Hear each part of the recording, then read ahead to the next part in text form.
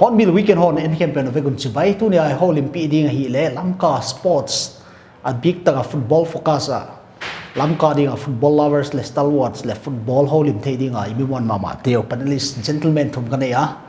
ama hi le introduction le ngai zo zen ke ding a himale an thei khalom khang le ka kyau mi le C license holder Happy Feet Football Academy founder le owner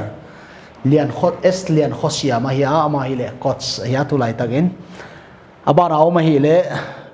pu semin lun kip gen ama hi le ikam sunga dinga football gel lampa jil na nei lo hi ma le world class talent ne hi ya Manipur football na na chu dictionary abu pi to ki banga hi abana iges ne hi le two season adinga man of the moment singta mi te la football highest level ki mol thei ding season thaga ki mol ding Odisha ISL team player Sebastian Zo aya gentlemen welcome to the show mo lockdown ki tension ma ba line bowling thei lo em line euro hong ki pana imale euro ai diniet thowa siam euro na angel thoi angel bang team and sport friends Janita disappointing thoi ilo le Portugal te to kimolo bang china sai le tactical la hilo game plan enjoy thoi hilo zodan again tal le kimol fu hollo male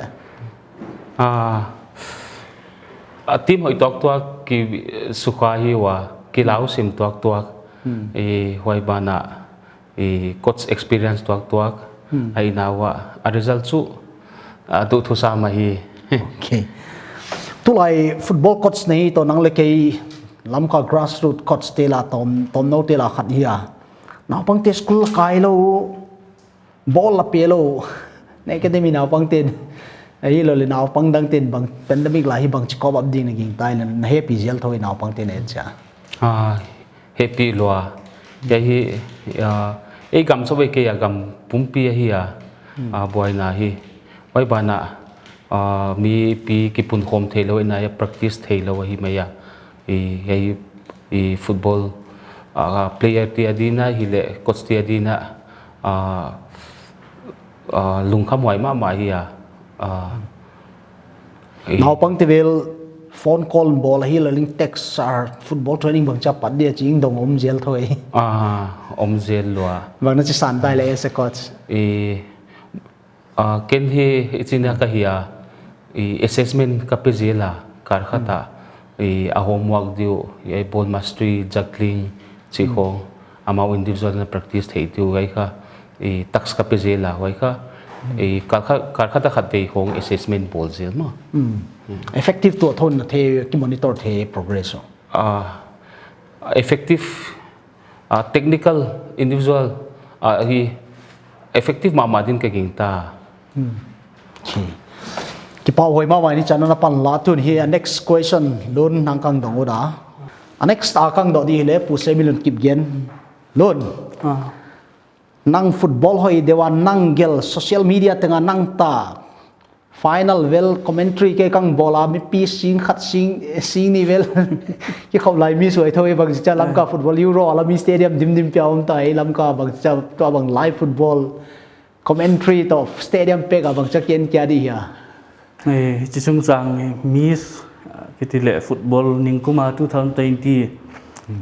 chỉ pandemic cái vật mà sang tournament churchan pula RGC football memoriam ana umin hi chi so ayo denga ila so football tournament I witness so la song hitain tun I wit ai le tu masangin ningkum tu kum second wave fung kipat kunin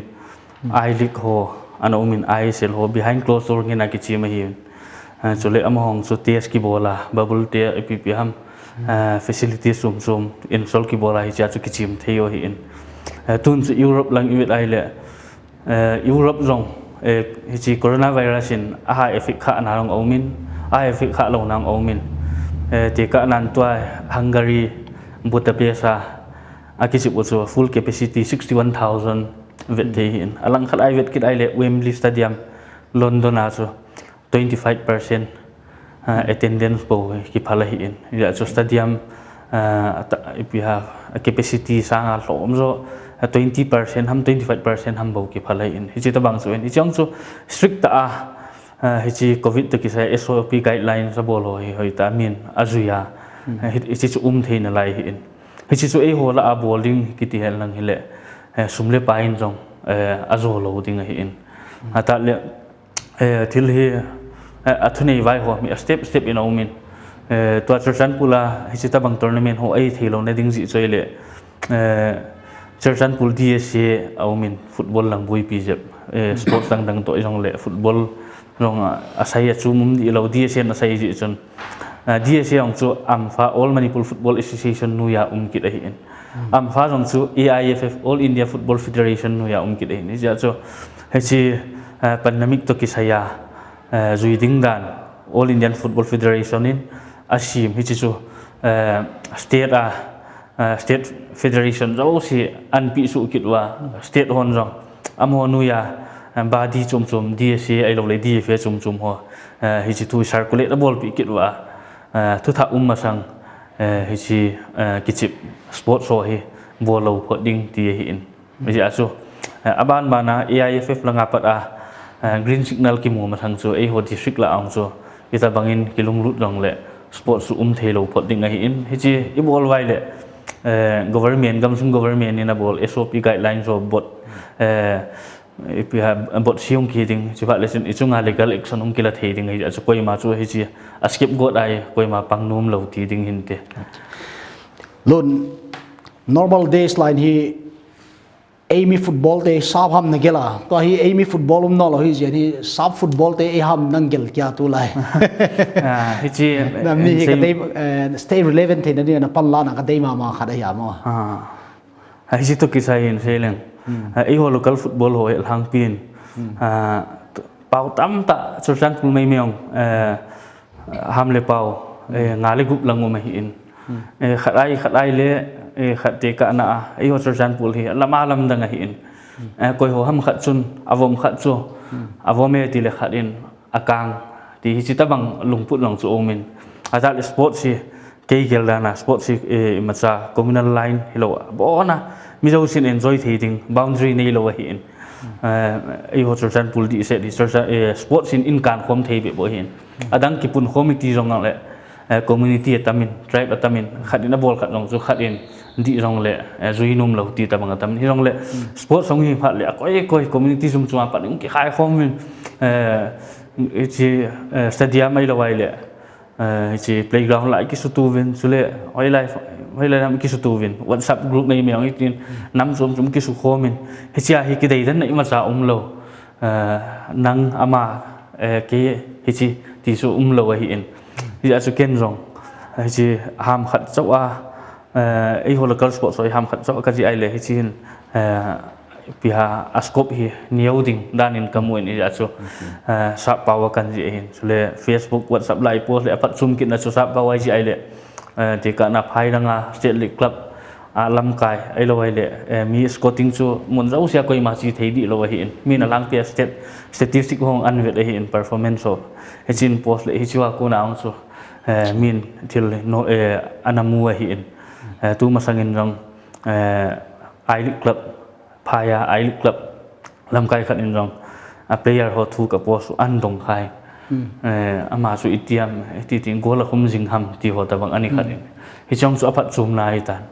hi a su e ho local sports ho hi english a akisi a mitai mun tina ki circulate le player ho ding ang phachum organizer ho ding ang phachum fans amuna ka visual ho ding ang phachum ale mun danga e ho local football อันง่ายนะไอ้เราไอ้อลุงกุล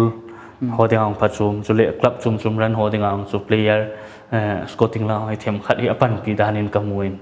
ฮิจิจูไอ้หินไอ้ละตัวไอ้ยุโรเปียนฟุตบอลหัวไอ้เราไอ้อินเตอร์เนชั่นแนลฟุตบอลหัวไอ้ปาวากิจิกินนะโจada ngai pun heci international football tv ai vet ho hi right up tam ta umin english a kisi website chom tam ta ei sanga hoi zo tam ta umai a cho heci so en igaji rong so koi man apat chum pi ti ta lo ding a hi in hi ja ei ya jam kim thon na mai heci thil ji oi thil nu mai pun lung thim tam ta lu til kha ji dingai le data chum ti collect a hi ta hi information chum ki ve khoma ilung thim rong ki chol dam lo agi ma gi pi ni ja chu chi sap gama thil ho en rong english ai ga ji ai le chun a purpose to serve lo ai la kya ki gim pi hi min rong phat chum pi lo ding rong le ai ha main ji ai le mi sap pau hello asim hello tam to ma hi ni chon hoi ta ai thu ji chu an sim mai le ai ji na ko na chu mi hung lung lut bi chỉ ta là thiếu ăn hết bị tiêu mình mi tâm tại ấy hồ là ông World Cup ấy phật lệ đi tăng học football anh về khăm mong lâu rồi World Cup mộ lùng lụt riêng ấy là vậy ai league Premier League lạ sang football lùng lụt lâu rồi hàng pin ai sẽ là lùng lụt viên ấy hồ là cần lạ hồi thì chỉ ta bằng số hiện tuần rằng Euro mình Euro fever hay mi tâm tại football ấy thì football về khá lâu hơn rồi Euro cái gì vậy ăn về riêng ấy rằng lệ ở Việt Nam mộ về riêng football ấy condition amoin azo vai le ti ding ham ti ong so hedi lo rong le athu hil chinai le min athu he puma vi lai le chun lung lut na rong aki ve ata le pan pi dan koi teams ki pan pi le yam ti ong chumin lung thim gelan nei thi hi chi ho ji a he chi international football ho he e hama ka ji e okay hoi ma wain to dang explain le chil tamping ai to di uma i khelo india tenwe project tampiu ma a district adinga bonnoya football et nolo mizoram tel district pumpia turf ground nei wa stadium nei wa a district in football ki tang kha to lo ma bangen an thina in man khai lon tu ma sang chi thunan sengul tu ma sangin document khat kana mu khai whatsapp mi khat in an thot in hi chu khelo india hi akoi khelo india hi iza naw so la so ei time hi khelo india nu hai epp project oma epp phat chompi theumam tiong chu a he chin loi omin tin rong le tam jon he chin lo ding he hi khelo india na tu bi le india sports langa na sata a khan to theina dinga grassroots langa pat ding training facility so hoita koya khang tha ki chim ho tam ta recruit bola hi chu chu training facility so chu free a pi ding ti hin hi dung ri chun football aumin badminton cycling basketball boxing rowing kiti cha tuya tai board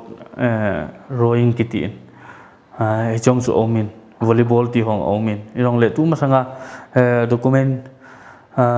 sports ministry government of india pat document kana mu khat achon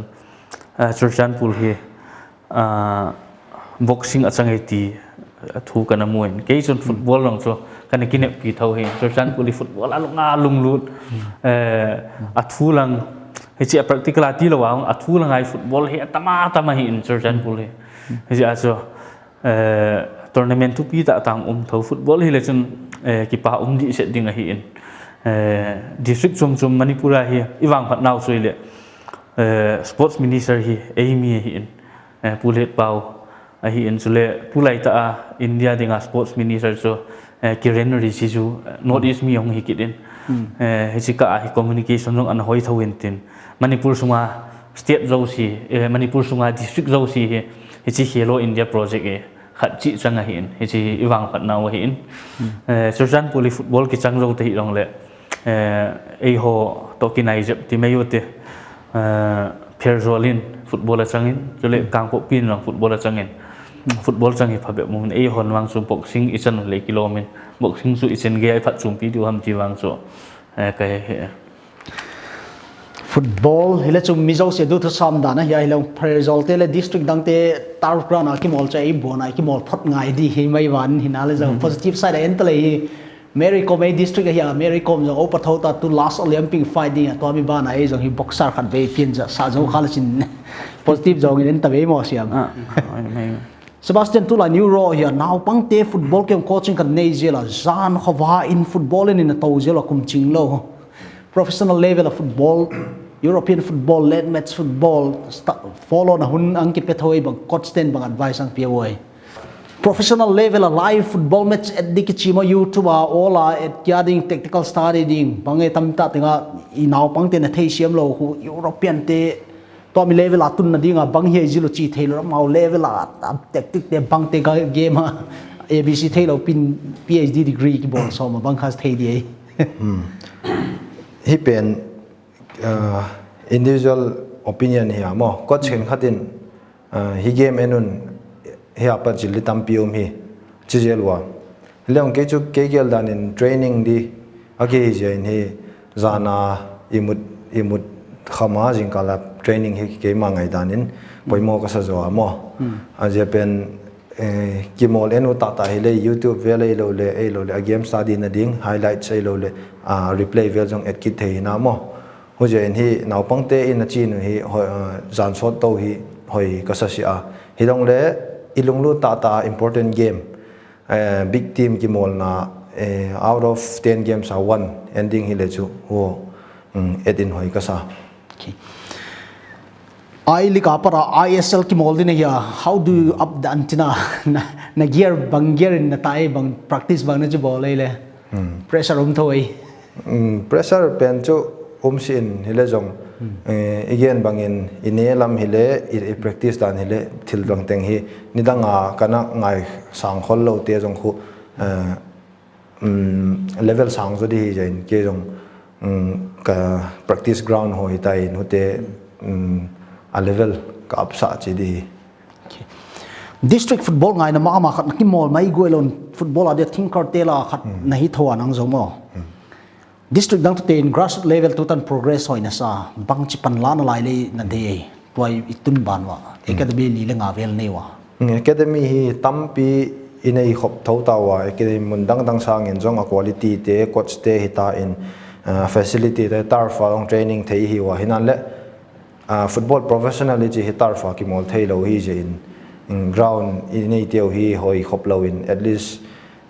angyam pen in khat le ni be 11 full size pitch ki nei le academy izil do teu hi a perform na diu changa izil do teu real product hi mu thei na diu hi ground poimo ka sa ki pa oi ma mai na ngaihdan nang kuma ale siami chan una pa 6 million kip gena parin hi bange Hello India jong football tanglo kya di hile kilom ta to mi hi ta le do na thei chu lamka copy sunga turf ground individual in 7 aside ta 9 aside ta 11 aside angom na di ni government ball masas di individual ball masas di hoi ni ging tai le individual ball din chu thil hak sama mai dia wai ja thil hai wai pi le dia wai bana zo le ke zo ke dia individual tough ball di chu mo in government hiam kwa hiam politician hiam ai ke le ai organization YP YVA chite khong hiam in hon ball la on chat sak khong ai ngal ke le individual chu thil hak sa pi hi as a coach mo siam euro lai ta ya now pang ten hi top level football hoi dewa theu ngai hi lo to na top level ve te to grassroots ki hi tam mi ki kali bang chi balance din na moi nang grassroots coach ka hi na hi grassroots hi na wa hi mature game ava thei kha poimo ka sa het ke ya amau chu beginner hi ya pi pass di dan receive di dan chi home practice me na wa hi mature game tactical thuk pi tak ava theu ngai ka sake ai le nang personal time coach khan hi china anceloti a hi lo great coach te biography te online an lei to kom to sim thei to na sima tamte technical thei te ko grassroots da kyap lai thei hi lo le senior team net call na dinga hi lo na knowledge va sa den na sim for example Alex Ferguson mo biography bang sim talai grassroots ang ki thu pi hi lo le senior team net call na apply hi lo na no football knowledge mo na nei ur jana sim book isim tam le hi knowledge ki hawai me ya hei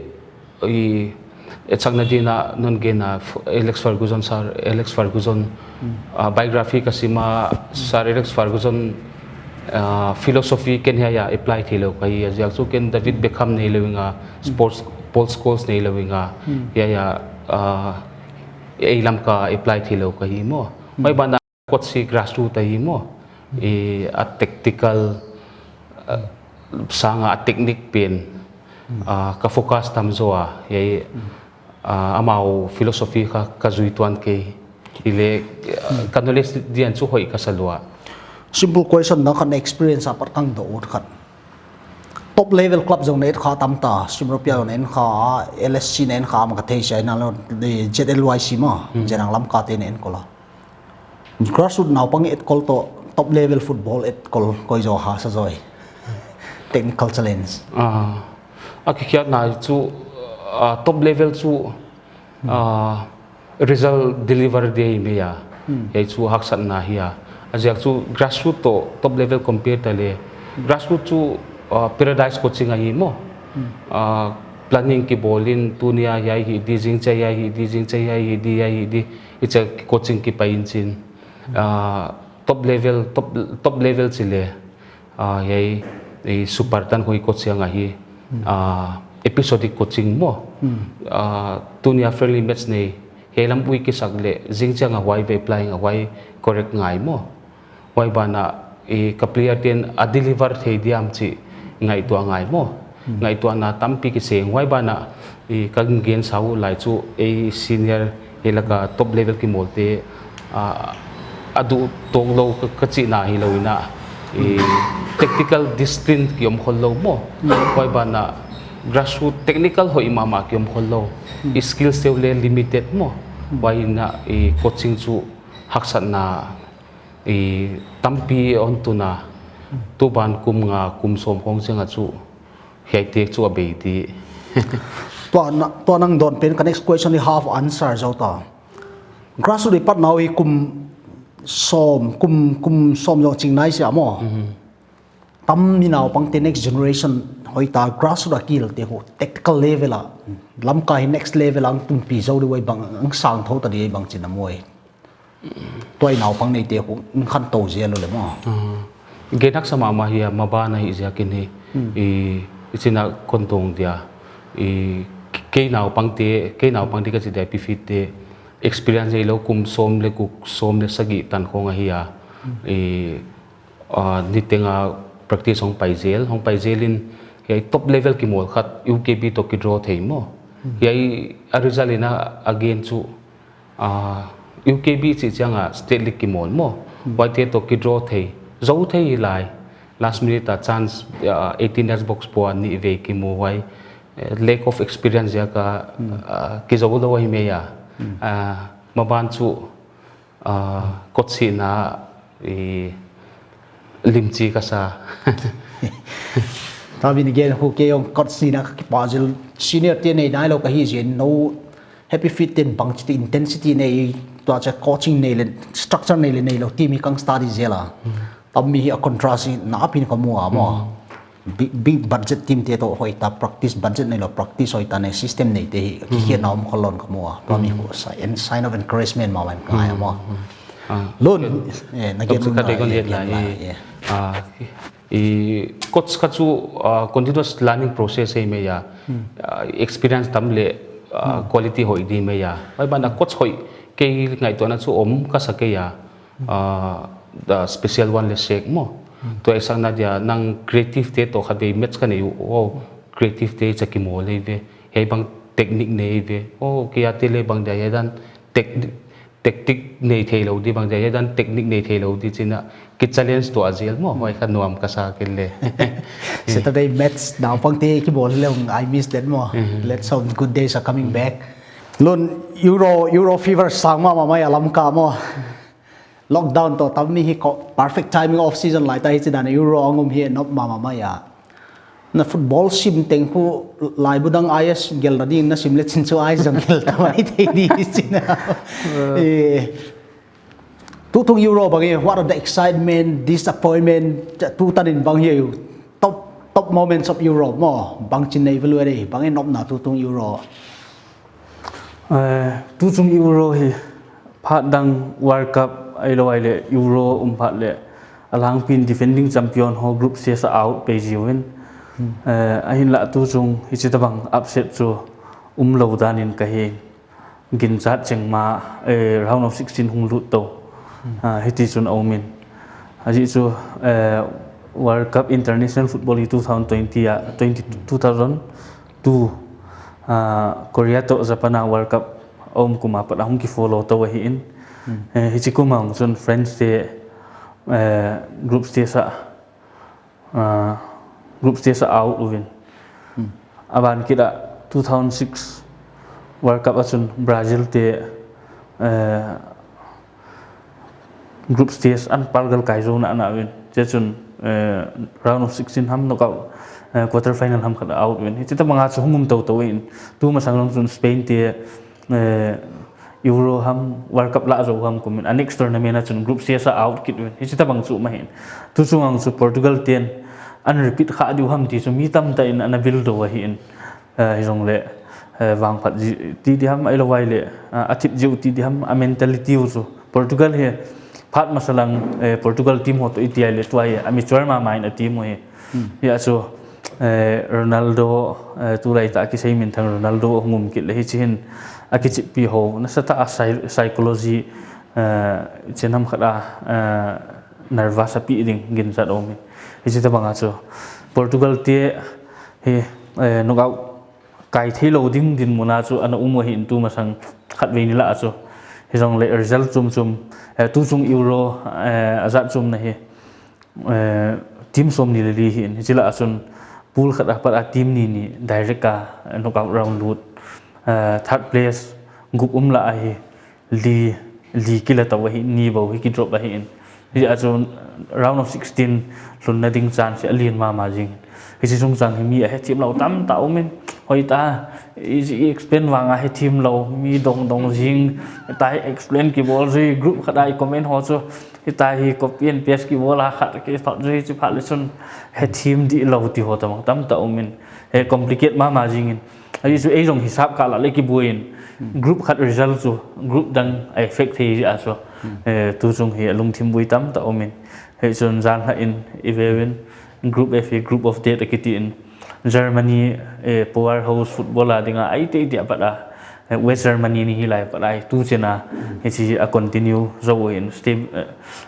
stability nei ma jingwen chule Portugal a hi in France a hi in hi chengo min Hungary te lung sit om min hirong le jan la chu they are around 20 minutes away from causing the biggest upset chi chu a hi in jan la chu Germany te Hungary in zo khale chun Germany ti out dio hi in hi jidin muna chu hi even inong le Hungary ti ang chu tu chunga hi biggest achiever a gel the Denmark to Hungary in ka gelin Hungary ti round of 16 lut zo hi urang le hi chi world champion France to European champion Portugal rong akidro pi zo di chat hi in last 10 minutes sa collapse ka hi in chuta le Germany ti long akidro pi zo win jong su away munika Germany ti homa tu ga kidro pi zo so mo dinga achievement na sa ta ai tai lin ta ai tai ta le Denmark te tu chunga group stage sunga dinga chu amo he biggest breakthrough dan ka gel ji chu a first match wa amo dinga midfielder ki son pi ma mau Christian Eriksen je alhuin collapse in ja pala chu among hi thei talo Finland ita banga dominate wang wa chu Finland 1-0 wa zo hin a next match song Belgium to kichi wang so hoi ten game a dominate win a kichi wang so fascinating ma mind a passing ai lo movement zo so jong le goal chance lam ta moving ami so win so win Belgium ten substitution an ball win hi cha chun goal ni an khum win 2-1 na zo win jong le among so lung neu di lo wa a last group match sa Russia to kichi win long performance hoi tan pu to ki win 4-1 an zo win hi cha chu amo long knockout round hung lu hi win ki pa pi om ve ti de jing in upset chu lo hot jong le breakthrough chu Denmark ten a ball ve ti chu sei do no tu chung Euro sei tu tung Euro again chen hi gen tel lo thelo khat oma Cristiano Ronaldo akum tate ni tampai grit fight fitness Coca-Cola lakien tuya ko ya to ang bol ten ni confidence nei ngai confident lo pi to tui ba koi le chin min che mui nom nang nei di ka ya ali dai sang gol khat chau ki hia san ta yang khum na lai ye le akum hi che mui na le kiloma ta sa tampa hi gen bang chitun hole jong gen phatlo thelo lo mo lun bang Ronaldo individual brilliance ken Ronaldo hi personal ta kamu dai ti ni jong le chun til ka la Messi to amani rivaldi ji ka hi koi ma neutral fans khat jong chun amani ki ka hin koi nei khat am ti le khat pen ati ding hin a football thu hi jong le ata sapu dan ai lo wai le alung put ai lo le Argentina mi khat Portuguese ai ji jong chu then thil tam ta ding hin condition hi cha kuna sei nom chu Ronaldo hi tu lai ta world footballer of the year award mutam pian chu Messi hi in ngup amuin avana Ronaldo nga hin tu chung Ronaldo nge Euro ang ki chim hoi ma mai iram tia hoi ta Portugal ti ichenam khat an hun pia le chun aman world footballer of the year tu kum hi la thina ding chan sam ta nei aji chuman record tam ta an break to hin tun long international goal za le za chet precise chen ka hepun hi world record zanha Germany to friends okay wa commentator pan sina chun tu lai ta world record holder pai goal khat chawa pha lo ti hin tu chen in Ronaldo hi tu chung match thum ani na goal nga kum tan hi chi hi outstanding momo nga hin hi chi last 10 years kum som last 10 years back a abol hi rong le chun mi za lam khan appreciate na lai ding in twai mi 36 akum 36 wa lai tain mi tam ta 34 35 are retire omin ama 36 in he can stop scoring he keep on scoring in hi ja chu jang na long penalty ni khumin penalty ong chu be lam lo ting hin aji chu Portugal chu ngai pressure sa na sang hin jan la chu azu lo kha vai le amo chu hil thei ri wa hin si tamang pressure la man hi chi overcome an bola goal an khuma tu chena hi ama 36 rong le tuai Euro he leading goal scorer hin goal nga hin amanuya Lukaku ho min goal thum a hin hi chi Ronaldo in goal nga rong hi afat moi le top scorer an la thi hin hi rong le tui vet ai le record ma bana record dang adel to hi chi Portuguese team hoidan to le ma bana hi an khum zom na lai ding in mo me top 3 team Euro contender top 3 team pick up deal chen koi na pick up deal le non top 3 country sei ha ma jingin aji chu ke gel la na team a hoya kan select hi team group ta bang omin Netherlands omin Italy omin Portugal hi in France hi in Germany hi in hisila asu dark horse hi thei dinga gin cha lom chu Denmark hi in ai chu akisip dan ho hi a technique khat omin ai chi football akisip dan ho asima simple ivet ai le chun en rong ki ball thele kiloma football hi simple ta ball do hin Denmark ten apa singwa mu meno isa kai chu beilam ta ten thila ball do wen hi chi ta bang chu hin thum len ning le chun Italy tu din muna chu performance ve da chu Italy hong hin tin Italy Germany Portugal jeng hin tin Netherlands hong chu gin chat mo lo jong le chun team ho quality ve lai le Portugal te quality a hoi pen ta bangai no min tu chungin nong le Italy te ong he kumdang manglowin kumdang hi a defensive ma win tu chung he a hoi na khat hoi goal rong atam khumawin goal rong concede khanai lo match tu ma hi 3-0 ani ve zo khat chu 2-0 hi in hi chi ta bang record clean sheet a hung pal gal kai he am ho to England bo hin England te chun goal ni bo kum panu hin tu chen Italy te hin goal yet a khum wai tan hi asu Italy te ong he favorite hi ong le among so hot contenders khat ai veti chu ka sei no me Sebas out of all team tampi round of 16 lut te la hi German Bayern Munich na pa pe khana hi je emotional attachment thoi hi lo do they have a special place in your heart na long sima na pe khana na thei chen sa na hi je attachment thoi attachment chu shin hela dong appreciation mo teamwork chu ho mi ge khang tiếng ngọc mi tiếng tiếng apang khom nhiều số pattern ngoài cái sao amo chu again thei hoi dan pe na chu German efficiency chi mai wa mo a football team jo a car produce te wa bang hi engineering langa as a top player in India chu phot bai mo a local level to ten coach circle la hilon na coach nei satin international coach te la koi appreciate wa to nang individual in koi na de tu le tua football coaching and kolte la mo bang jana de ya chi jo I nang na de mo international club tu lai ta euro ki mol te mo philosophy stick dan gam dang a pe le jong Spain hele Germany hele England a pe dan a chu Pep Guardiola ka ngai sang a mo a club tenga ho ama dei dan a pe pi result pe si le jong a patience dan ochengin player zat siam dan a pe na trophy le te Jose Mourinho mo ama a player dungzuya ama ki adjust dan to a player te motivate dan le result oriented hi dan hu ama ngai sang hoi ka sa ani nin poimo natugian ko ki kum kal ka sa contrast khat sun nei banga khat zana banga kang gelu nei Pep Guardiola chi chen overthinking chin min hi criticize wa Champions League ama favorite sal Chelsea ten zo thut wa striker lon ki bol jela tamte na justify the Pep conditions who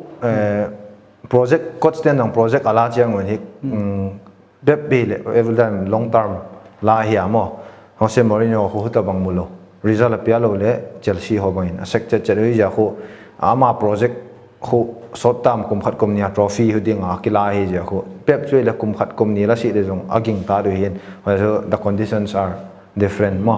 ho ja khu hu dung zu ya chet siam ngai coach khat hi le tun Mourinho hi jin ki molu chin a team at call Tottenham to ama style ki ton on si le hi thei lo din ho ja khu a result dung zu ya a player nei dung zu ya a chet siam ngai hele jong City Bayern ai lo le Barcelona hi changa asumum a player dei zat akila thei mo kum khat kum ni bil thei ho ja ni coach amau at difference ho hoi Jose Mourinho in press conference nei na am the special one chia Hovel bangza dem na lo special hi Inter Milan koi ma thelo Champions League la pia Porto la pia to chen hi ama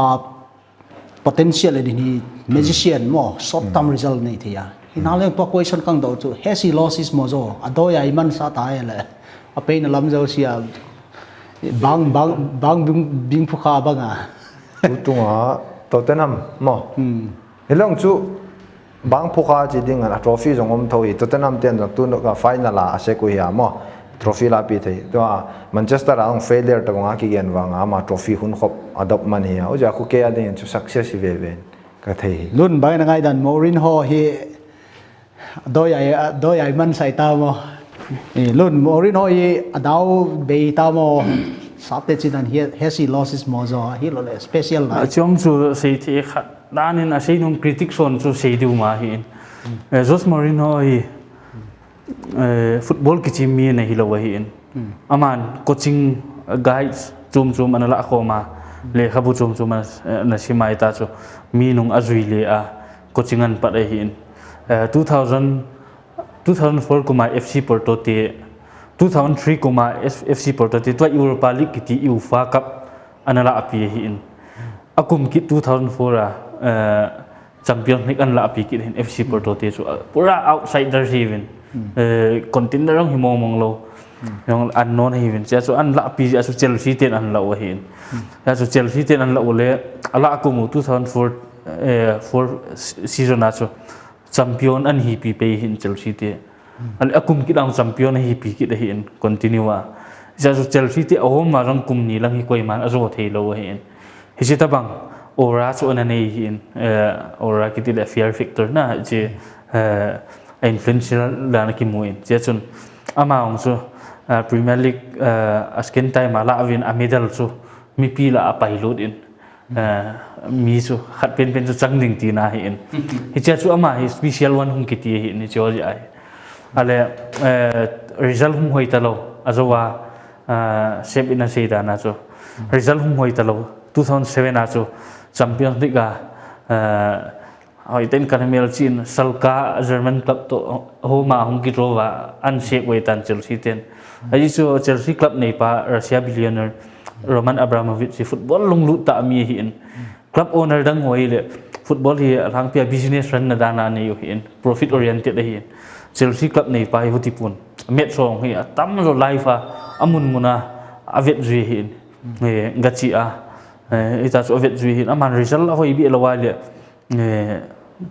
million tam ta competition pi di song le asek singa hin hisita banga su Jose Mourinho upper achievement hoi ji asu ita so min khatin sek song le alading hi umjing hi in iti sun ahung kisin Inter Milan achin Champions League an la pian akum kidin Real Madrid ten an la kidin iti sun league title adop pi ham chi kamel chi tapon na jong le kum khat kum ni zon an sek kidwin ya so ama so akisai tam tele iti asum sumen le kidin Manchester United ahung hi kidin Chelsea ten an la kid ovin tat le tuai Tottenham tu masanga Tottenham ten ala kid ohin asek kidwin tuai asek zo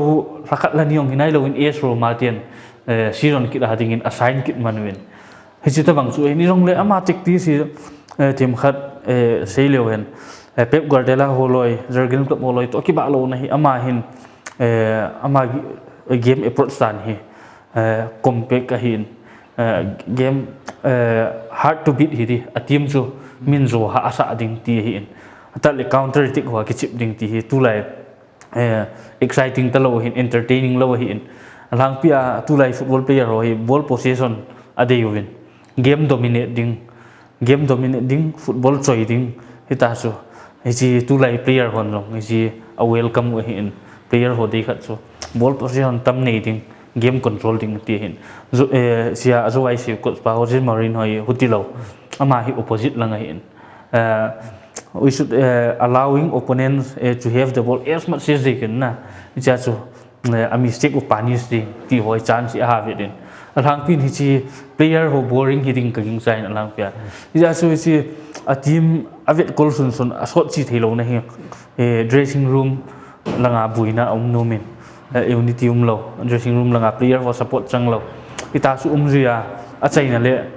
hi chi dressing room lang adam thelo ai le a pit sa chu result hung po do ji hin ja so ama game gp hi player hon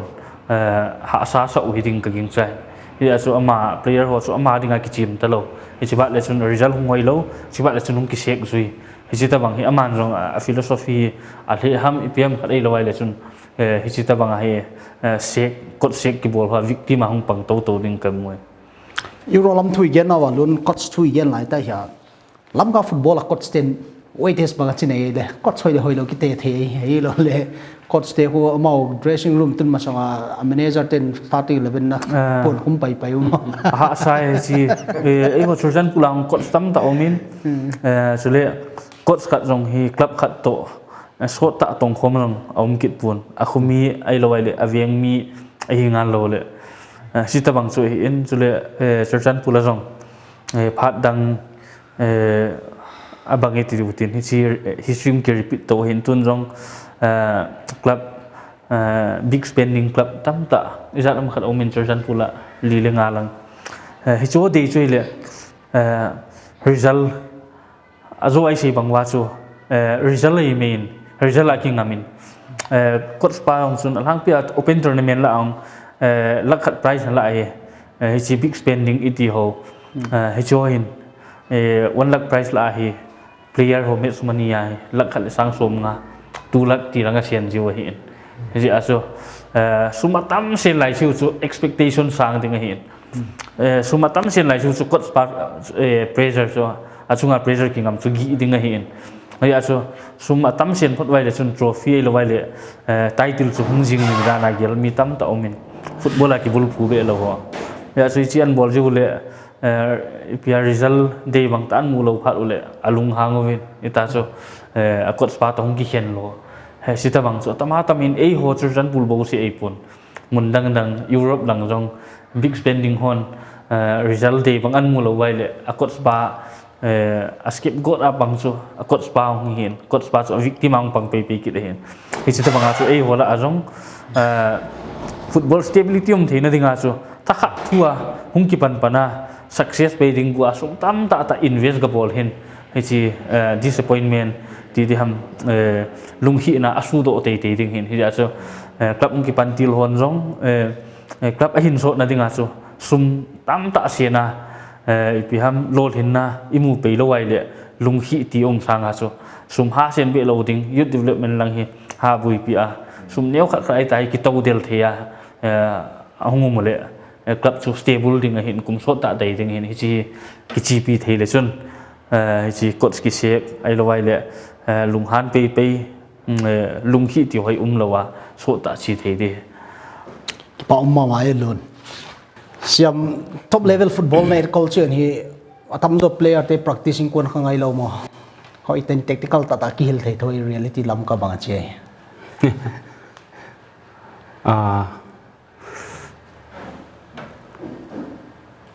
sang ina gen media quan kim chi chu awang lo pa mi kon kim ngai lo te bang chi philosophy hil li bang chi tactic hil li boi hoi thoi boy wai hei kha football i changkang lo nau iniam lai ne nau wai jak le ti isum pia za to player te ni tengan mi na sem tom yen tang jingkal ta bhara la ki pe zo lo wa ke ngai pe tung zo lo to ko distance an mo pia ding ala tang wal som ni som thum mo wa jingkal ta mai jong mai la ya mo tam mi khu i chai yet chen ni long time hi le grassroots ma i chi tin ten ngai na sai bang na ngai na ngai pen ma acha kon sau gen teu dia i copy paste thei kha ko le mo friends te bang le generation gap ongom mo Michael Platini hun lai apoi zo apat gap ongom 1960 to 70 lai khong a gap ongom in major tournament ya prize la zono lo mo champion zono lo yai un hi mau 1988 ta Clairefontaine han bol mo football academy hei aim chen objective chu kumsom le thuma hi di kumsom thum noi la ma hi di a squad le 24 hi di every friends every district a scout pai di mo hei youth te develop di hei youth teng le thun changa major tournament la thei di mo ya pat a success na ngom chu Anil Kate mo Terry Henry to Kimolai Bape te hei huna ong success un hei success hui why zo huna friends le ong chinon mo 2000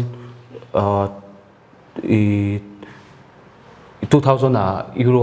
ong kiao mo league stage a Portugal an zo lo Matthews Loy 36 ita coachin sam lai hei huna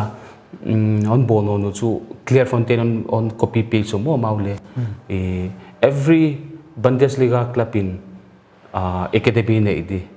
why zo German coach development le elite youth coach om di mo yai tua powerhouse ong hi na friends bang le youngster produce gi ge German le youngster on produce gi ge mo yai ahia grassroots apatuam na mo to aziak chu ei lamka bangle senior focus gi geleng ki fail ta mo hiai huna grassroots focus le pai dan dik ta kong hiti ei lamka hi coaching thei siam lo dan hi certificate lei tho soma a lei tho som ngon jong ma tam hi bange silja hoina sai hi lo le very low football adia low level se na sai bange ngaihdan football alo na le chu hei dia wa zo football niam lo lai ma mo niam lo lai ka si na chu public ground na champion di sanik di zo di mai mo hiai tan ki tu mai mo sei ka ma champion di sanik di wa zo Facebook a post di hiai tan ai hi tu ko mo hiai tu nga le thil khatom lai hi mo hiai mu khaleng chu hiai hiai la tournament na champion na kaplop na dili om nai lo mo long way to go kasi maybe ISL last edition ay dahil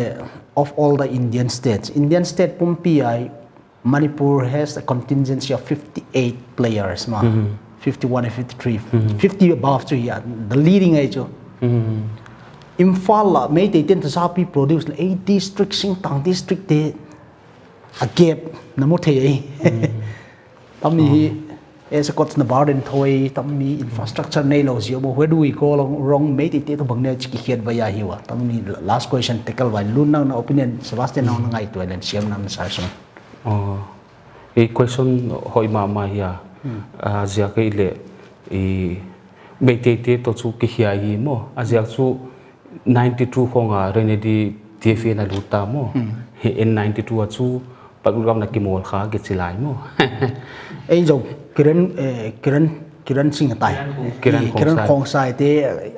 doi haning ka chu na ki nei keu thoi chui lo mau growth ei growth ku yen le mo wai khwan gen am bang khat lai le aban gen lai le amau me te to ki pan do na chu e me te khat klapau ki mo khatong pai le aveng wa naw pang ni le thum training piao mo wai zo ale kai society ten ball laser si le chapa piao mo YP ten bangon piao le MLA ten bangon piao le mangman pelo mo ang pialo go lo academy za thum tung di le ki tang khalo ni lai le so district football association in unrecognized ya le unrecognized nai lo lai mo khachu after 5 years honga a structure khong dik pandina kaginta nun tami tung tang bangai na ngaihdan mấy thế player produce zat professional zat to emite ate chi khut mia long sim tham ching na lo mau hu India pumpiak biggest contingent Imphal le Churchanpur distance 80 kilometers not even 1 hour journey ichi chung sang sar siamin no sitan nando na question so ai chu Manipura hi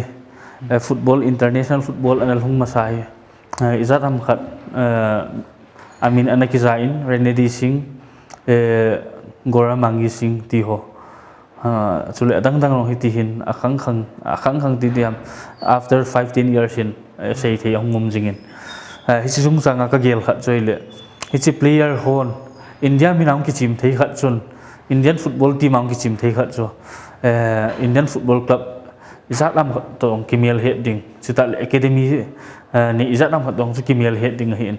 in lang ong phat ole a team ta amwa talent hoita ni mi amwai le hi chu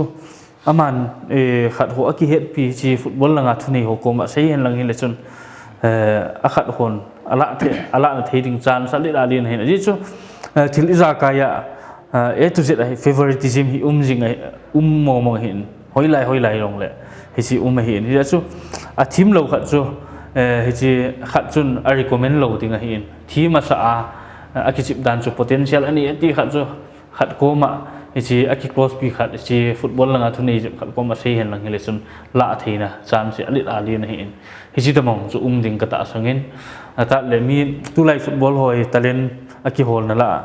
signing a club on signing a ball the player pa a statistic hi a have it in tu lai itabang profile anayam ini chu state league club hi mai Manipur State League ki team Imphal club mo ya atama hatam 80% tabang Imphal club a hin state league hum ki team kha ata le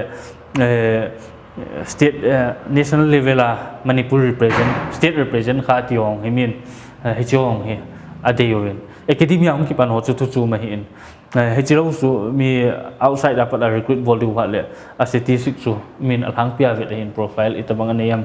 chong so vet hin ya so mo state league and represent state league club and represent ta le state club state team chu Dr. Tiao trophy ham kai poi Santos trophy kai poi national competition no represent bol kha wal amo de chong chu chan sum hin azoma ka sei banga chu a main factor ka sei ka gin cha da nai I league an ki team kha ISL an ki team kha hon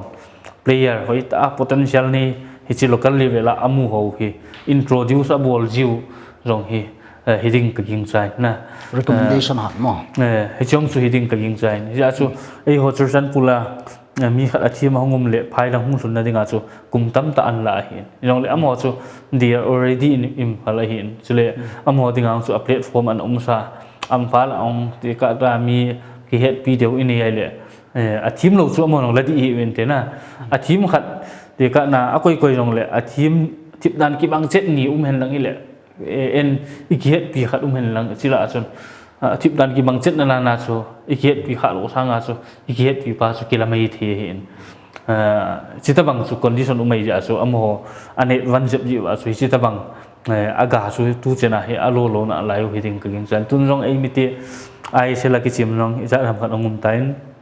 tun rong unau pa Sebastian rong hi ai li ka so ta hung struggle hi in amao to ai ISL ki chim dinga hung mai tan ISL hi ISL to ai li hi a khi dan hi agep ali na hi in to ai ISL hung ki chim hi in amho zala hi ma ba naw min amho tabang churchan pulong player hi chitabang bang au me ti chu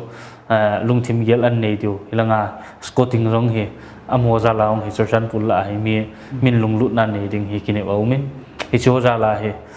isapang ho player hong izat ham khat chu mabana football langa man sot hi tiu hi kine na hi Subas lamka kopia hilo lamka district hilo racing tangte district amo dar of talent kita sammo bang jia me ti represent to hi cha ratio chi ki hiat ba ya hi bai na ngaihdan me ti chilei phai zanga te hi atam jong ei sangang population lama tam zo cheng hi amao leikaya ground jong tam zo mo ground sports jong angai sangwa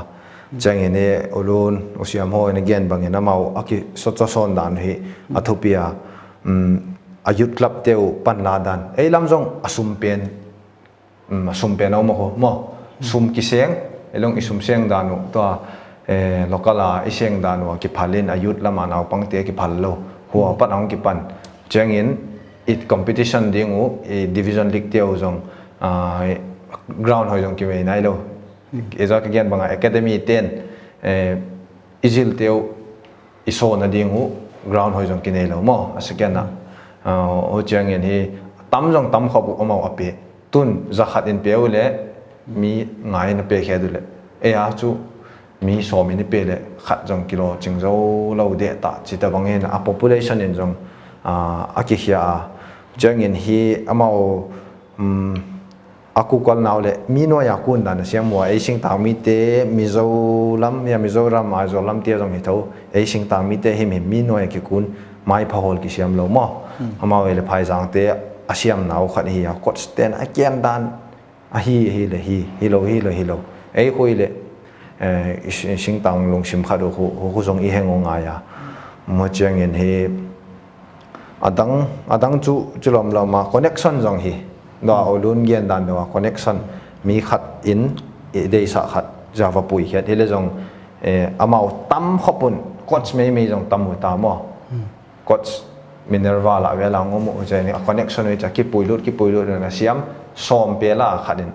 ape do le amao ei sang ha tama tam zo chang in hi as a player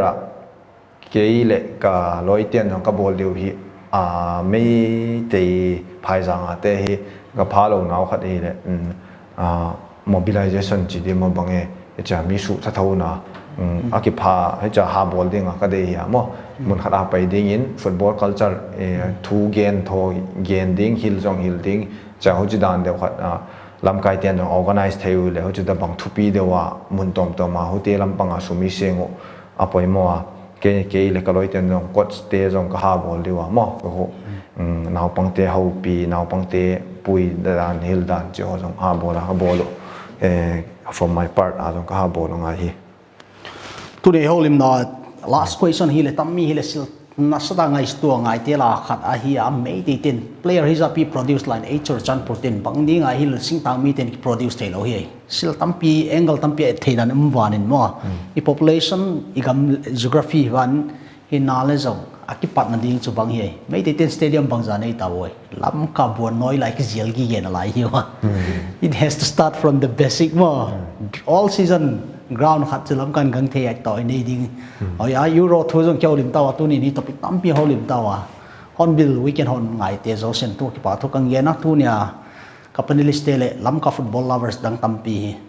tam euro sung ni football fever lampang thu football ngai te ading in hi bi ten holim nai ngom zel ding ya tu nia holim na pan bangai dan nei woi no communal and opinion te in set to ding in kang ye ni tu na ding weekend hon zauta